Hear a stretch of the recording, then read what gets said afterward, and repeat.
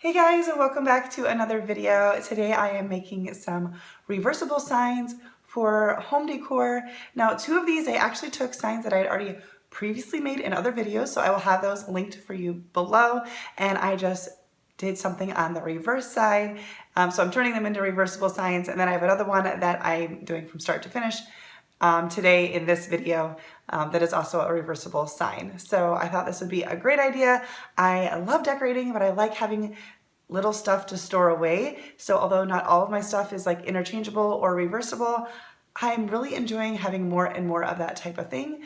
So I hope that this gives you some really good ideas and inspiration to make some of your own stuff. So let's get started. All right, so this first one, this sign was actually from my Hobby Lobby inspired video, so I will have that linked for you. And it was just from a Dollar Tree sign, and I started by filling out the little holes that were originally in it to hang it up with some spackling, and I let that dry and sand that off. And now we're just going to give it a coat of Waverly chalk paint. Now, the only thing with the reversible signs, especially if you're painting versus using paper, which is what I used on the other side, is you got to be careful to not accidentally get any on the other side, because you're wanting it to look pretty from both sides. So I'm going a little bit careful around the edges, but I'm also not too worried about this being a thick coat because the coloring showing through a little bit is perfectly fine for me. And then I have this Merry Christmas sign, or stencil rather, that is in my stash. It's from last year, and I think it might be from Hobby Lobby, but it's very inexpensive, and I think they have it out again this year. And I'm just using some Waverly chalk paint in the color Crimson and a sponge dabber.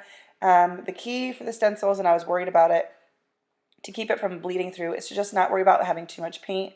I ended up going back over it to do kind of like a second layer, but also with very little paint, because I didn't want it to bleed through and ruin my sign, because I feel like that happens a lot for me with stencils, so I'm trying to get better at it.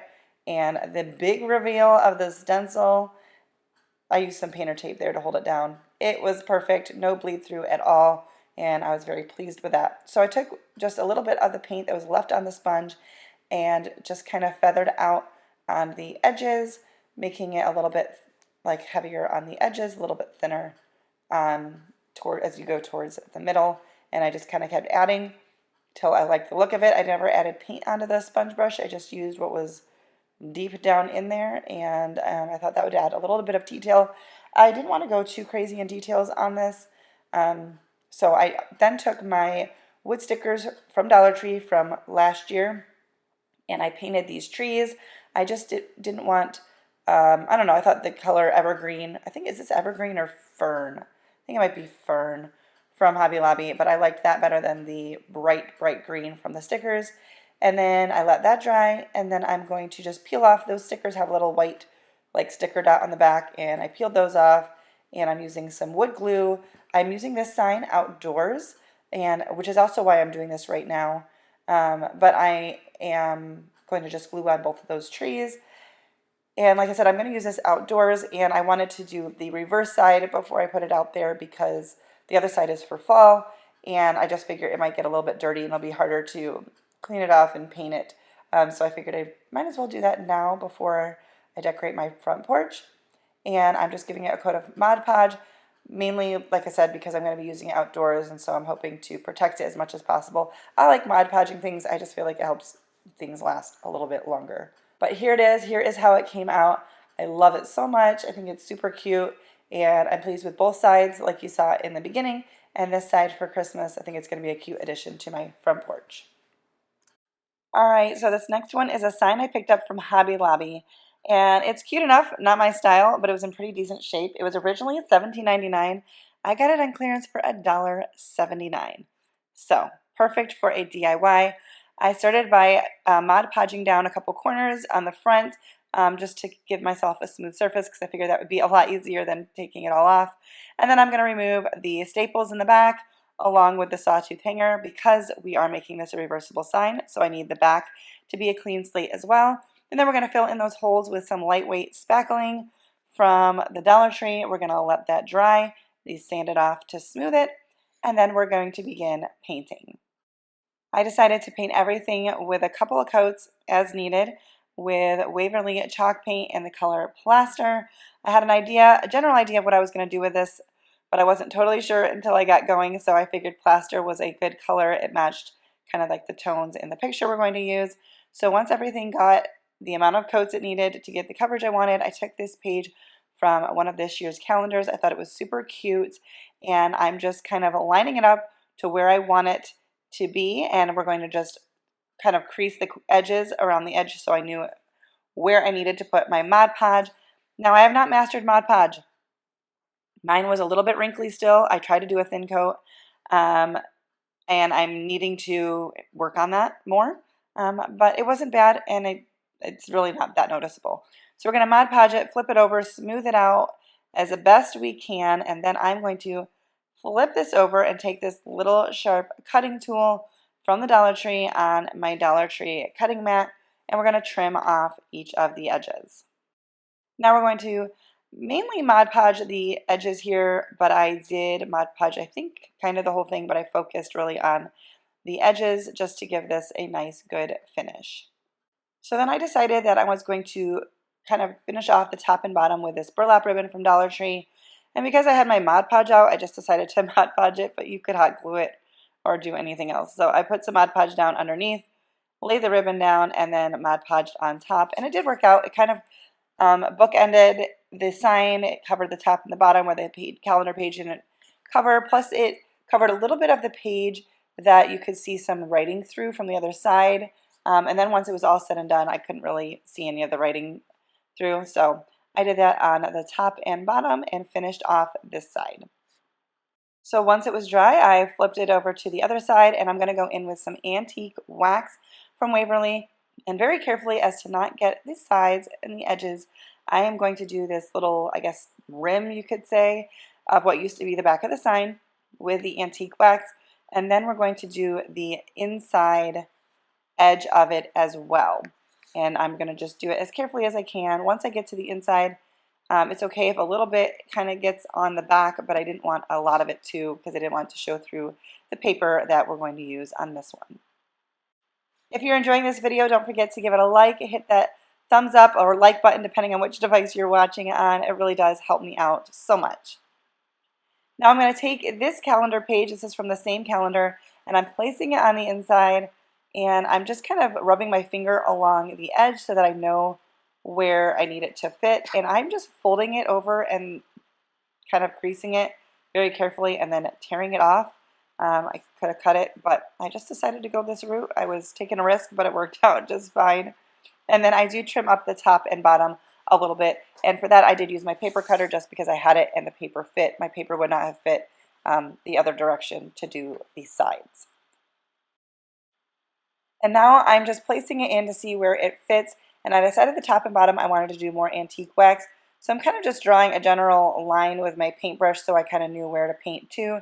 Like I said, I didn't want to do too far up under the paper because I didn't want it to show through.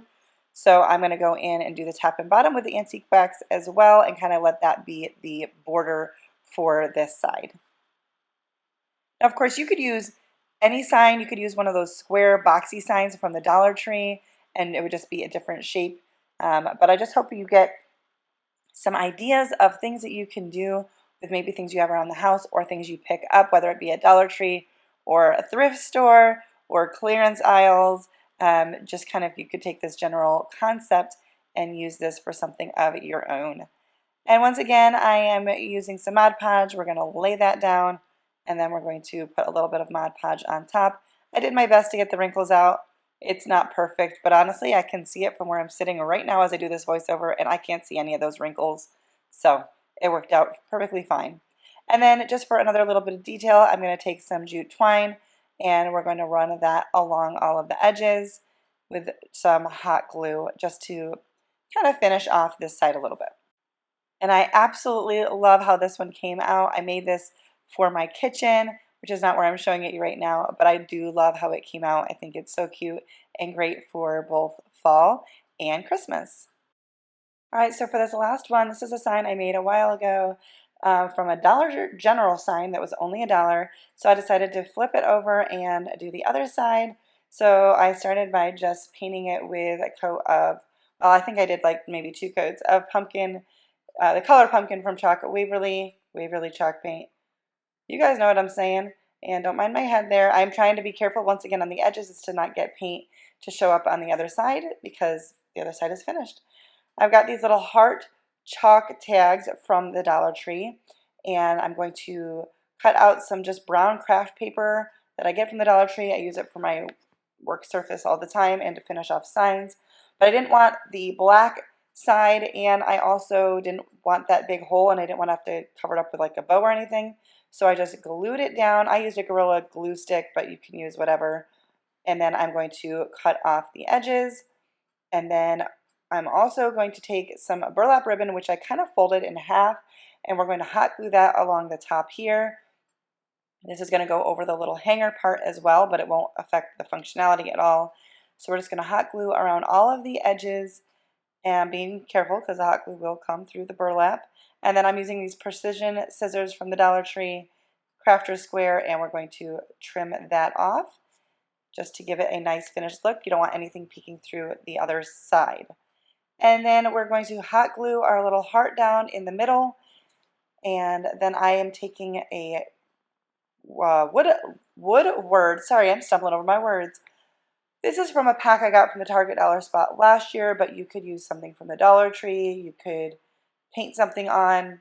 I was just using what I had, and I'm using some wood glue to attach that. I used the wood glue because I knew it would dry clear and you wouldn't be able to see it like you might for hot glue. It's clear, but you can kind of see the chunks from it. So that's why I went that route. And now I'm just taking a little bit of antique wax, and I'm just going to kind of lightly brush over the whole thing, and then I go across the ribbon, and I was like, oh, I like how that looks, so I went a little bit heavier on what would be like the top of the jar as well, and just kind of finish that off with a little bit of detail. And I absolutely love how this one came out. I hang this in the middle of a wreath in my on my pantry door in my kitchen, so I thought this would be really cute to just kind of switch it up a little bit from the other side, which I've had out for quite a while. Alright, well that's going to do it for today's video. Once again, if you liked it, don't forget to give it a thumbs up, hit that like button down below. If you are new and haven't yet subscribed, please do so before leaving and turn on the notification bell that will pop up once you hit the subscribe button. And yeah, that's going to do it. Thanks for watching. See you next time.